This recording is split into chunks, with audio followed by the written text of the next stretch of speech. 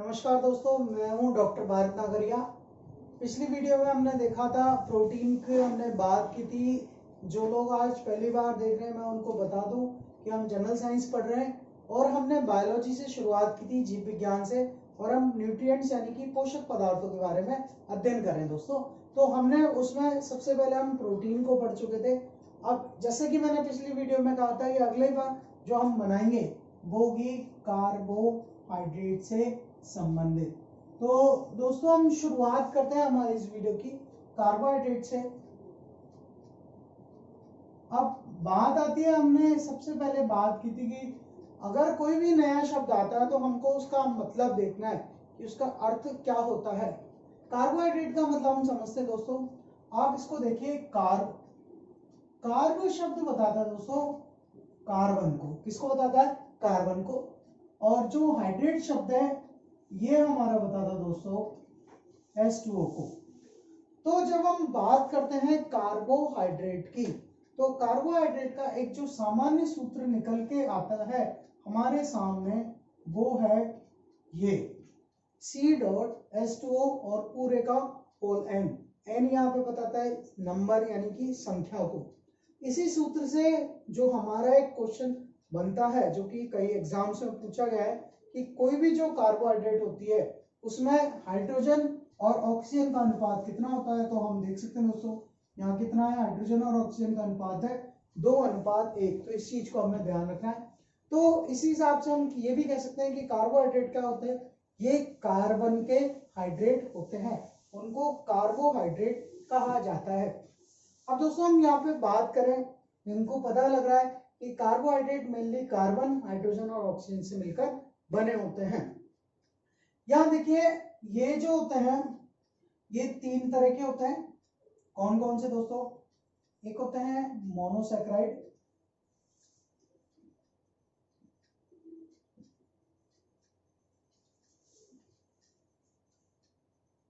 दूसरे हैं दोस्तों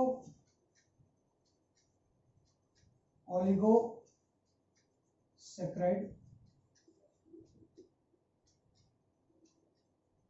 और तीसरे जो है दोस्तों वो हैं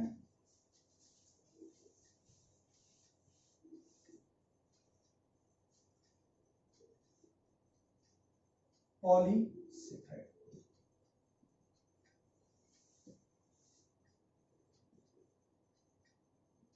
तो ये जो हमने 3 चीजें बताई है ये कार्बोहाइड्रेट के टाइप यानी कि प्रकार है।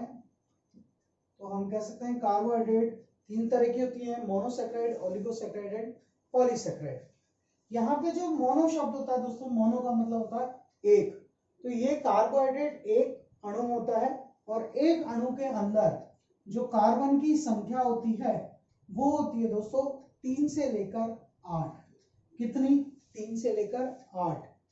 अगर हम बात करते हैं जब ओलिगोसैकेराइड की, तो ओलिगो का मतलब जब भी हमारे सामने ओलिगो शब्द आता है तो उसका हम सामान्यतः अर्थ लेके चलते हैं, संख्या होती है इसमें 2 से 10। तो 2 से 10 तो फिर तो ये तो मोनो का पार्ट हो जाना चाहिए, नहीं सॉरी, मोनो ओलिगोसैकेराइड का पार्ट होना चाहिए। नहीं दोस्तों, इसमें क्या होता है, जब 2 से लेकर 10 मोनोसैकेराइड के अणु आपस में मिलते हैं तो उनसे बनते हैं ओलिगोसैकेराइड। फिर उसके बाद आती है दोस्तों बात पॉलीसैकेराइड की। पॉली मतलब होता है बहुत सारे। तो जब बहुत सारे मोनोसैकेराइड या ओलिगोसैकेराइड आपस में मिलते हैं और उनसे जो बड़ा अणु बनता है दोस्तों उसको बोलते हैं पॉलीसैकेराइड।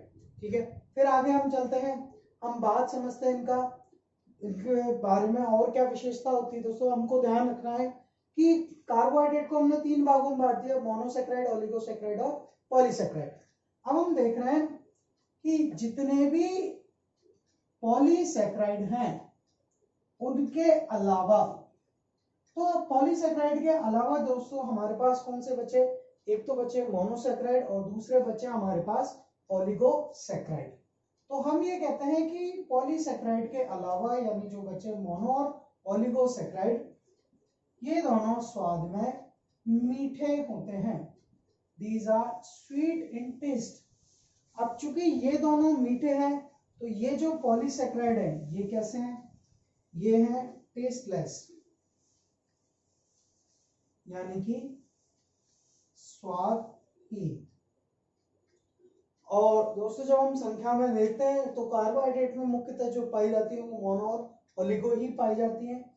और चूंकि कार्बोहाइड्रेट ज्यादातर कार्बोहाइड्रेट स्वाद में मीठी होती हैं, इसलिए हम कार्बोहाइड्रेट को शुगर यानी कि शर्करा भी कहते हैं। तो और आप सब जानते हो कि शुगर, चीनी, शर्करा जो होती है वो स्वाद में मीठी होती है, इसलिए दोस्तों हम कार्बोहाइड्रेट को भी एक सामान्य नाम क्या देते हैं, शुगर यानी कि शर्करा। आपने देखा होगा कई सारे जो खाद्य पदार्थ होते हैं या पेय पदार्थ होते हैं, एडिबल या पोर्टेबल आइटम्स जो होते हैं, उनमें आपने देखा होगा पीछे की तरफ कंपोजिशन लिखा रहता है, उसमें लिखा रहता है शुगर इतने %। तो शुगर का मतलब यहाँ पे दोस्तों क्या है, कार्बोहाइड्रेट होता है। अच्छा, हमको एक चीज और ध्यान रखनी है कि ये जो हमारे कार्बोहाइड्रेट होते हैं, जब भी हम इनका नामकरण करते हैं तो इनमें ओज सफिक्स के रूप में काम आता है, ओज प्रत्यय के रूप में काम आता है, यानी इनके नाम में अंत में ओज लगा हुआ होता है। इस चीज को ध्यान रखना है दोस्तों, क्या लगा हुआ रहता है, दोबारा मैं लिख देता हूँ, ओज, ओज प्रत्यय लगा रहता है। इसको अभी हम बहुत सारे एग्जाम्पल से हम समझते हैं। तो ध्यान है दोस्तों, 3 तरह की कार्बोहाइड्रेट हमने बताई, मोनो, ओलिगो एंड पॉलीसेकेराइड, जिसमें से जो हमारी पॉलीसेकेराइड है वो स्वादहीन है, जबकि मोनो और ओलिगोसेकेराइड कैसी है, मीठी है। इसलिए हमने सभी कार्बोहाइड्रेट को क्या कहा, शुगर यानी शर्करा कहा। आगे चलते हैं दोस्तों।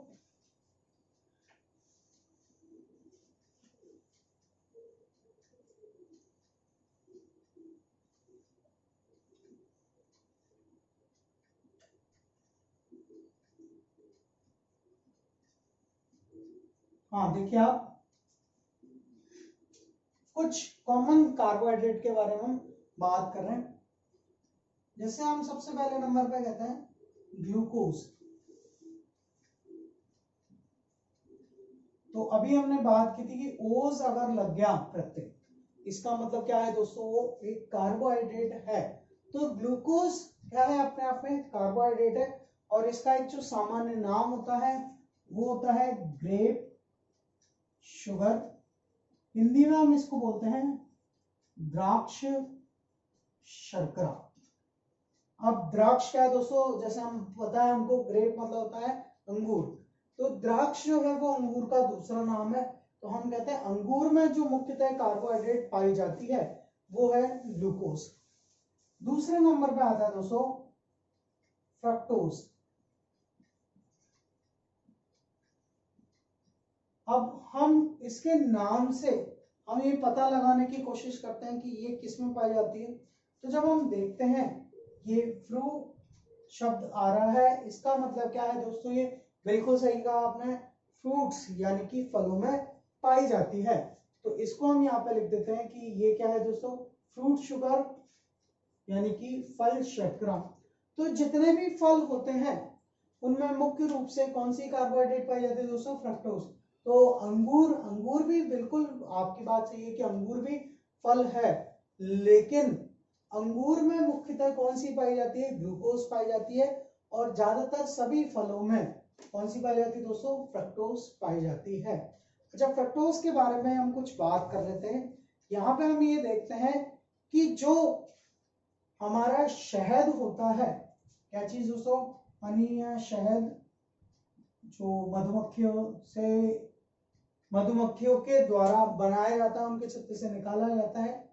शहद जो होता है उसका मुख्य घटक भी फ्रक्टोज होता है। इसलिए आपने देखा होगा जिन लोगों को डायबिटीज की प्रॉब्लम होती है, डॉक्टर कहते हैं कि भाई आप चीनी की जगह शहद खाना शुरू करो, शहद उनके लिए काम का होता है या उनके लिए फायदेमंद होता है। अच्छा दोस्तों, दूसरी बात हम फ्रक्टोज के बारे में बात करें तो हमको पता लगता है कि it is the sweetest carbohydrate, यानी कि ये सबसे मीठी कार्बोहाइड्रेट है। जितने भी कार्बोहाइड्रेट होती हैं, चाहे वो कोई सी भी मोनोसेक्राइड हो या कोई भी ओलिगोसेक्राइड हो, उनमें सबसे मीठी जो कार्बोहाइड्रेट होती है दोस्तों वो कौन सी है, फ्रक्टोज है। अच्छा, यहाँ पे देखने वाली बात है, मैं आपको एक चीज और बता देता हूँ, चाहे ग्लूकोज हो चाहे फ्रक्टोज, दोनों का फॉर्मूला सेम होता है, C6H12O6, यानी कि तीनों में 6 कार्बन है, 12 हाइड्रोजन है और 6 ऑक्सीजन है। जो हमने बात की थी हाइड्रोजन और ऑक्सीजन का रेशियो 2:1 का है, वो हम चीज यहाँ पे देख सकते हैं। फिर यहाँ बात होती है कि जब सबसे मीठी कार्बोहाइड्रेट अगर हमारी फ्रक्टोज है तो पृथ्वी में या प्रकृति में, या प्रकृति के नहीं, हम ऐसे क्वेश्चन यहाँ पे बनता है कि सबसे मीठा खाद्य पदार्थ कौन सा है। उन्हें को बहुत सारे खाद्य पदार्थ बहुत मीठे होते हैं, लेकिन जब क्वेश्चन हमारे ये आता है कि सबसे मीठा खाद्य पदार्थ कौन सा है, तब हमारा आंसर जाता है वो, आप सोचिए जब तक मैं लिख रहा हूं, ये है सैकरीन। सैकरीन आपने बहुत सारे लोगों ने सुन रखा होगा कि सैकरीन जो है एक आर्टिफिशियल स्वीटनर यानी कि कृत्रिम मधुरक के रूप में काम लिया जाता है। मैं आपको बता देता हूं एक बार लिख के,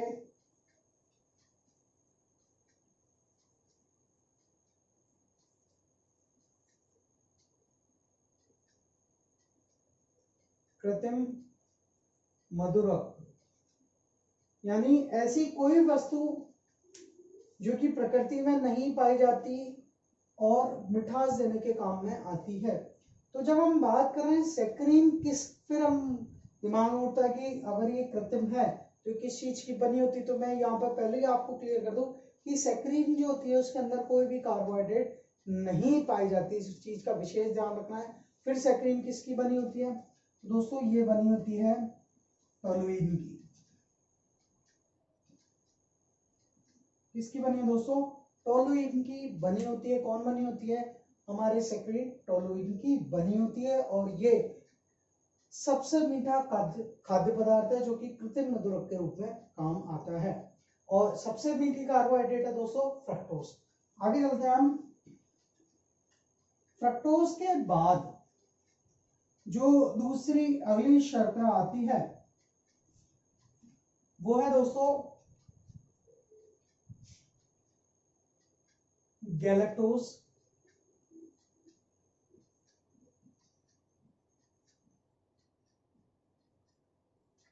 गैलेक्टोज जो है दोस्तों उसे हम बोलते हैं ब्रेन शुगर यानी कि मस्तिष्क शर्करा। अब मस्तिष्क शर्करा ब्रेन शुगर से क्या तात्पर्य है, क्या इसके लिए हमको ब्रेन खाना पड़ता है? नहीं दोस्तों, हमारा जो ब्रेन होता है, मस्तिष्क, उसको कार्य करने के लिए जो कार्बोहाइड्रेट सबसे ज्यादा काम में आती है वो है हमारी गैलेक्टोज। ठीक, अच्छा, इसका फॉर्मूला भी यही है बिल्कुल, C6H12O6। क्या, और हम देख सकते हैं कार्बन की संख्या कितनी है दोस्तों, 6। तो ये जो तीनों है, चाहे ग्लूकोज हो, चाहे फ्रक्टोज हो, चाहे गैलेक्टोज हो, ये तीनों क्या है अपने आप में मोनोसैकराइड्स हैं। उसके बाद बात करते हैं दोस्तों, अगली जो आती है हमारी वो है सुक्रोज।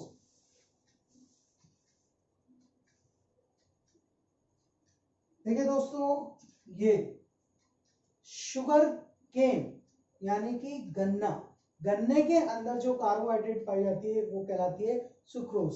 तो इसके लिए हम इसको नाम देते हैं केन शुगर यानी कि गन्ना शर्करा। तो जो गन्ना होता है, गन्ना किस काम में आता है दोस्तों, गन्ने का रस हम सब लोग सभी पीते हैं गर्मियों में स्पेशली, और साथ के साथ इससे चीनी बनती है जो कि घर में काम में आती है। तो उसके अंदर जो कार्बोहाइड्रेट पाई जाती है दोस्तों वो कौन सी है, सुक्रोज। अभी इसका सूत्र अभी मैं बताऊंगा। उसके बाद अगली बात हम करते हैं, सुक्रोज के बाद आती है हमारी माल्टोज। अब यहां हम समझने की कोशिश करते हैं, जो दोस्तों यहाँ पे माल्ट शब्द है इसको हम माल्ट शुगर ही कहते हैं। माल्ट शब्द का अर्थ होता है सीरियल यानी कि अनाज, यानी ऐसी चीजें जिनसे हम आटा बना के खाते हैं। तो वो कौन सी दोस्तों, बिल्कुल से गेहूं है, जौ है, ज्वार है, इस तरह की चीजें जो भी हैं, इनके अंदर जो भी कार्बोहाइड्रेट पाई जाती है वो कौन सी है दोस्तों, माल्टोज। माल्टोज के बाद इसी क्रम में अगली जो शर्करा आती है वो आती है दोस्तों लैक्टोज।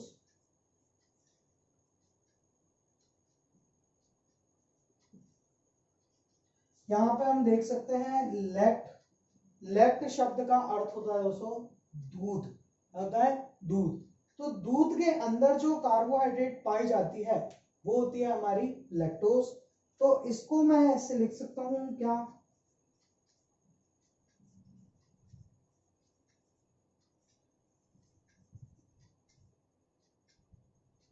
तो ये कहलाती है दोस्तों लैक्टोज यानी कि दुग्ध शर्करा। तो दूध के अंदर जो कार्बोहाइड्रेट पाई जाती है वो होती है हमारी लैक्टोज। यहाँ पे देखने वाली बात ये है दोस्तों, सुक्रोज हो चाहे माल्टोज हो या लैक्टोज हो, इन तीनों का जो सूत्र है, यहाँ पे हम उन ऊपर वाली तीन का हमने बताया था C6H12O6, यहाँ पे इन तीनों का सूत्र है C12H22O11। ये क्या है दोस्तों कि दो मोनोसैकराइड आपस में मिलकर एक इन्होंने ओलिगोसैकराइड बनाई है। इस चीज को विशेष ध्यान रखना है।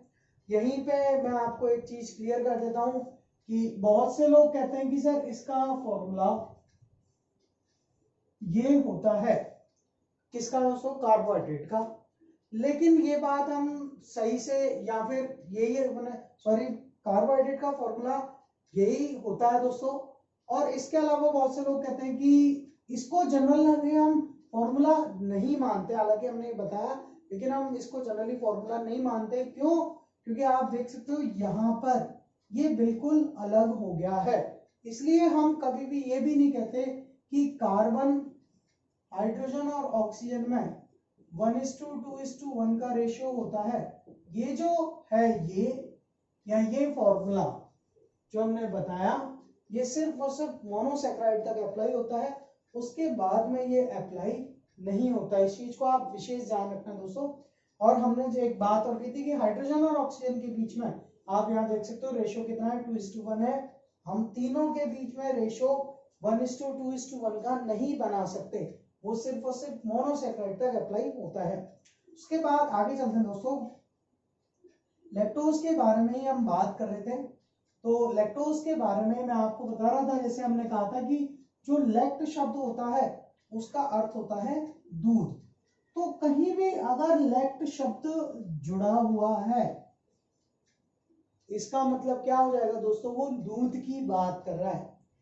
अच्छा, एक शब्द होता है, मैं आपको बता देता हूं यहाँ पे, लैक्टोज इनटॉलरेंस।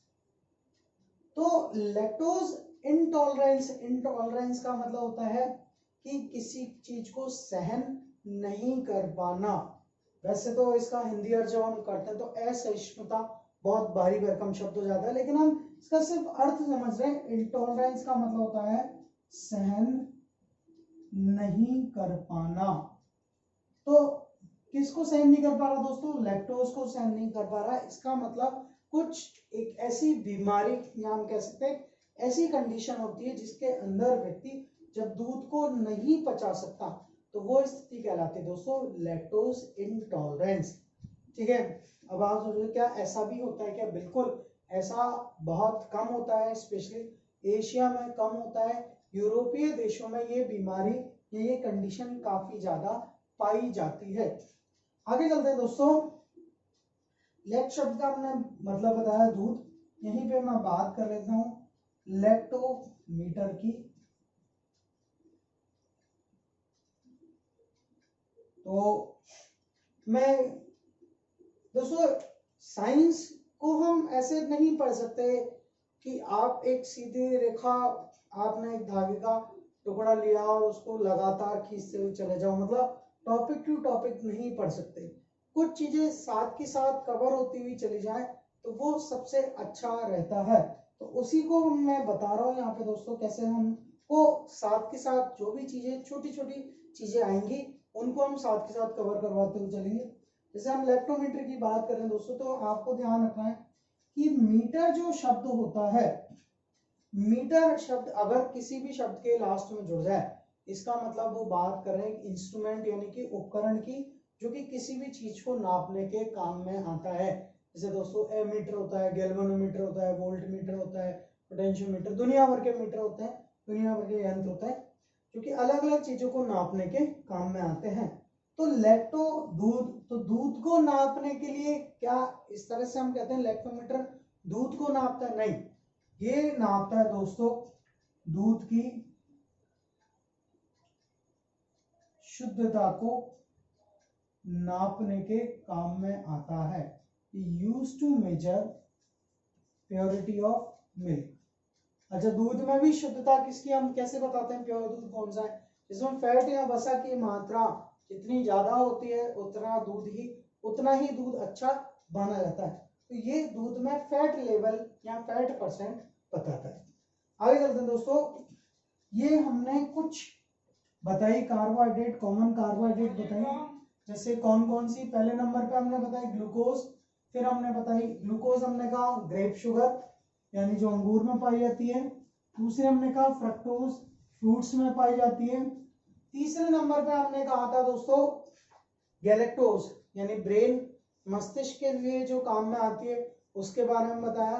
दो तीनों हमने बताई कि तीनों क्या है, मोनोसेक्राइड है। उसके बाद जो है हमारी वो है टाइप्स बता दिए। जो मोनोसेक्राइड होती है उनमें हमने 3 चीजें बताई।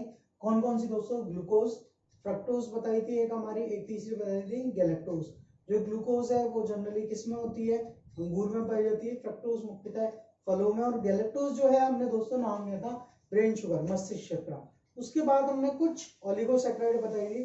कौन कौन सी? माल्टोज, सुक्रोज और लैक्टोज। फिर ये तो हमने कुछ कॉमन कार्बोहाइड्रेट के बारे में बता दिए दोस्तों। यहाँ पे हम कुछ पॉलीसेक्राइड के बारे में भी बात कर लेते हैं।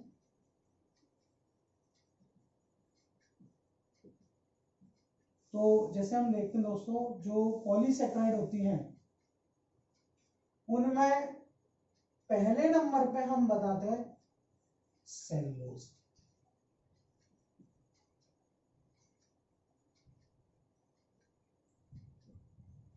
तो दोस्तों ये जो है हमारी सेलुलोज, ये ग्लूकोज का बहुलक है। किसका बहुलक है दोस्तों? ग्लूकोज का बहुलक। इस पॉलीमर ऑफ ग्लूकोज, इसका मतलब क्या है? जब बहुत सारे ग्लूकोज के अणु आपस में मिलते हैं तो उससे क्या बन जाती है? सेलुलोज बन जाती है।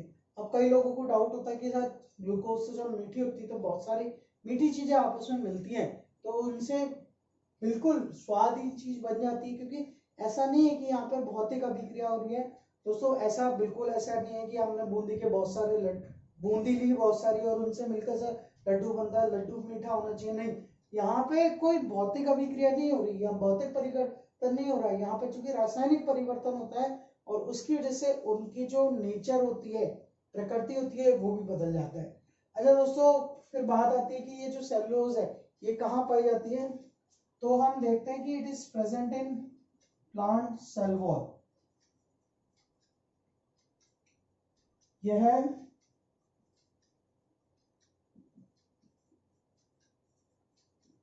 पादप कोशिका भित्ति में पाई जाती है।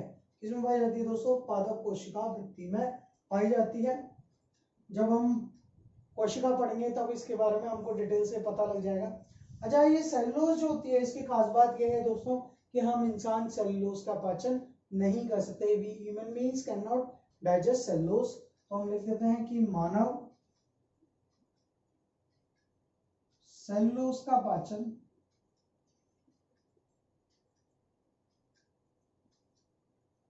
नहीं कर सकता।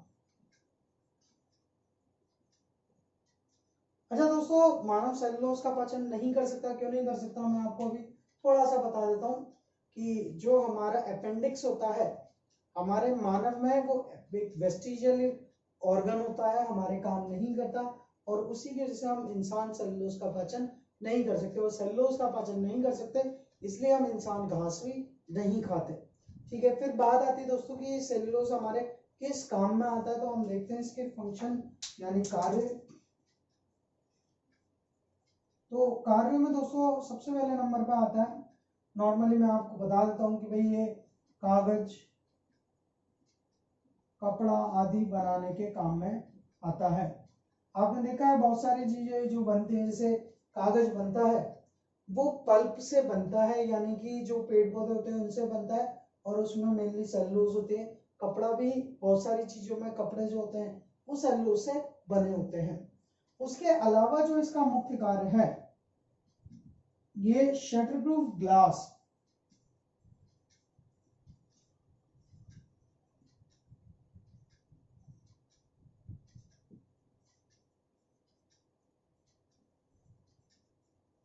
यानी कि दोस्तों छितर रोधी शीशे बनाने के काम में आता है।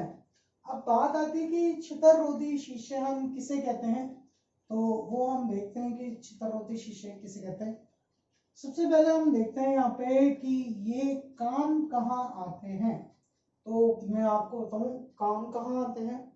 ये जो छितर रोधी शीशे हैं वो वाहनों की विंडशील्ड बनाने के काम में आते हैं।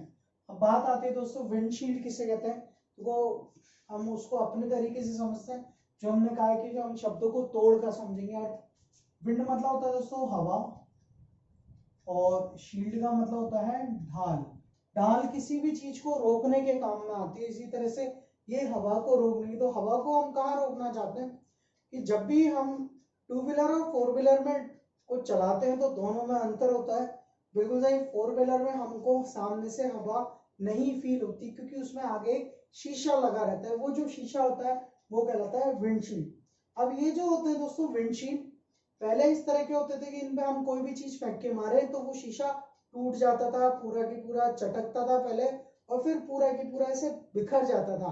बिखरना मतलब छितरना भी बोलते हैं, शैटरिंग भी बोलते हैं। लेकिन अब इस तरह की विंडशील्ड काम में आती है कि जिन पे अगर कोई भी चीज फेंकी जाए या मारी जाए तो शीशा वहां से सिर्फ चटक जाता है, क्रैक हो जाता है, लेकिन वो फैलता नहीं है। ऐसा लगता है जैसे बीच में किसी ने लेमिनेशन कर रखी हो। तो उस तरह का शीशा कहलाता है शटल प्रूफ ग्लास।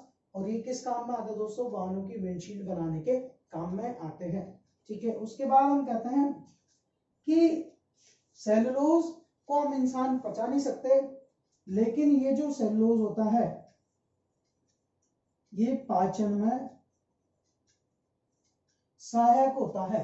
कैसा होता दोस्तों, पाचन में सहायक। तो आप कहोगे सर अगर ये खुद नहीं पचता तो फिर पाचन में सहायक कैसे हो सकता है। तो मैं आपको बताऊं कि सेलुलोज जो होता है हमारे आंतों में होने वाले मूवमेंट को प्रॉपर कर देता है, बिल्कुल प्रॉपर कर देता है। तो उसके कारण हमारा जो खाना है वो आसानी से पच जाता है। तो इस तरह से पाचन में सहायक होता है। और इसीलिए आपने देखा होगा खाने के साथ में सलाद खाया जाता है। सलाद में दोस्तों मेनली बात आती है ककड़ी की, खीरा की, टमाटर की, प्याज मिर्ची वगैरह हम अपनी तरफ से ऐड कर देते हैं। लेकिन जो ककड़ी और खीरा है स्पेशली उनके अंदर कोई न्यूट्रिशन या कोई पोषण नहीं होता, फिर भी हम उनको खाते हैं। क्यों खाते हैं दोस्तों, क्योंकि उनके अंदर सेलुलोज होता है और ये खाने के पाचन को तेज कर देता है, या काम कहता है स्मूथ कर देता है, इसलिए खाने के पाचन में सहायक होता है। तो ये काम किसके हो गए दोस्तों, सेलुलोज के। सेलुलोज के बाद जो अगली पॉलीसेकेराइड आती है उसका नाम है स्टार्च। तो हमने बात की दोस्तों पहले नंबर पे सेलुलोज की, दूसरे नंबर पे अब हम देखते हैं स्टार्च यानी कि मांड को। जो मांड होता है दोस्तों मैं आपको बताता हूं, इसमें तीन चीजें हैं। ये पहली बात तो है ग्लूकोज का बहुलक, जो हमने कहा कि इस पॉलीमर ऑफ ग्लूकोज। फिर दूसरा हम कहते हैं जो हमने सेलुलोज में बताया था कि बहुत सारे ग्लूकोज के अणु आपस में मिलकर क्या बनाते हैं, सेलुलोज बनाते हैं। इसी तरह से बहुत सारे ग्लूकोज के अणु मिलकर स्टार्च यानी मांड का भी निर्माण करते हैं। फिर हमने कहा था सेलुलोज जो है वो प्लांट सेल वॉल यानी पादप कोशिका भित्ति में पाया जाता है। ये जो है हमारा स्टार्च यानी मांड ये पाया जाता है दोस्तों सिर्फ हम यहाँ कहते हैं प्लांट सेल यानी कि पादप कोशिका के अंदर पाया जाता है, प्रेजेंट इन प्लांट सेल। और ये जो कार्य करता है यहाँ पे सेलुलोज स्टार्च जो काम करता है ये भोजन के संचित रूप में कार्य करता है। Acts as stored form of food. इसको अभी हम समझते हैं दोस्तों। तीसरे नंबर पे आता है ग्लाइकोजन।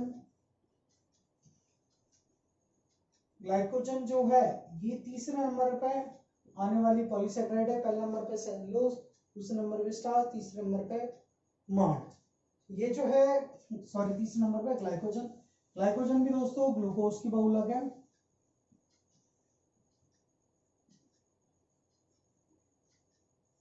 साथ के साथ ये कहां पाई जाती है? ये जंतु कोशिका में पाई जाती है। और साथ के साथ ये भी भोजन का संचित रूप है, स्टोर्ड फॉर्म। संचित रूप है किसका दोस्तों? भोजन का। अब हम यहाँ पे अंतर देखते हैं। देखो दोस्तों, सबसे पहले हम भोजन का संचित रूप का मतलब देखते हैं। इसका क्या तात्पर्य है? देखो, पौधे जो होते हैं वो जंतुओं से बिल्कुल अलग होते हैं। बहुत सारी चीजों में अलग होते हैं, लेकिन हम यहाँ पे अलग अंतर देख रहे हैं। आपको पता है कि पौधों को हम कहते हैं, जब भी हम खाद्य श्रृंखला पढ़ते हैं, फूड चेन, तो हम उनको बोलते हैं प्रोड्यूसर यानी कि उत्पादक। ऐसा हम क्यों कहते हैं? क्योंकि जो पौधे होते हैं वो अपना भोजन स्वयं बनाते हैं। क्या करते हैं दोस्तों? अपना भोजन स्वयं बनाते हैं। तो सर हम भी तो घर पे भोजन बनाते हैं। तो दोस्तों हम खुद बनाते हैं, लेकिन हम भोजन का उत्पादन नहीं करते हैं, हम खाने को पकाते हैं। We just cook the food, we do not produce food at all. तो दोस्तों फिर बात आती है, तो जब हम खाने का उत्पादन नहीं करते, उत्पादन कौन करता है? सिर्फ पौधे करते हैं। अच्छा, साथ के साथ वो उत्पादन किस तरह से करते हैं? वो हमारी तरह से नहीं करते। मतलब हम क्या करते हैं? हम उतना ही खाना बनाते हैं जितनी आवश्यकता होती है, लेकिन पौधे जितनी उनकी एफिशिएंसी या क्षमता होती है उतना वो भोजन बनाते हैं। उसमें से जितनी उनकी आवश्यकता होती है उसको स्टोर कर लेते, उसको यूज कर लेते हैं, और बाकी को क्या करते हैं? स्टोर, संचित हो जाता है। वो संचित हो जाता है, वो किसके रूप में? स्टार्च यानी मांड के रूप में। उसी तरह से हम जंतुओं में भी हम जो भोजन करते हैं तो वो संचित भी होता है। वो किस रूप में होता है दोस्तों? ग्लाइकोजन के रूप में। तो यह हम देखें कि स्टार्च हो चाहे ग्लाइकोजन, दोनों ग्लूकोज के बहुलक है, दोनों भोजन के संचित रूप है। अंतर कितना है कि मांड किसमें पाया जाता है दोस्तों? पादप कोशिका में, जबकि ग्लाइकोजन जंतु कोशिका में पाया जाता है। इसलिए इस ग्लाइकोजन को एनिमल स्टार्च यानी कि जंतु मांड भी कहा जाता है। क्या कहा जाता है दोस्तों? जंतु मांड कहा जाता है। तो दोस्तों आज इस वीडियो को हम अपने को यहीं विराम देते हैं। कार्बोहाइड्रेट को हम कंटिन्यू करेंगे, तो दूसरे पार्ट में हम पढ़ेंगे कार्बोहाइड्रेट क्या काम करती है, किस तरह से काम करती है। कुछ हम अलग से डाइसेकेराइड के बारे में भी पढ़ेंगे। ठीक है दोस्तों, मैं इसके साथ आपसे फिर विदा लेता हूं। अगर आपको ये वीडियो पसंद आई तो प्लीज इसको लाइक करो, आप इस पर अपने कमेंट करो, और हमारे चैनल को सब्सक्राइब करो। जितना ज्यादा शेयर कर सकते हो उतना ज्यादा शेयर करो। थैंक यू दोस्तों, फिर मिलेंगे। जय हिंद।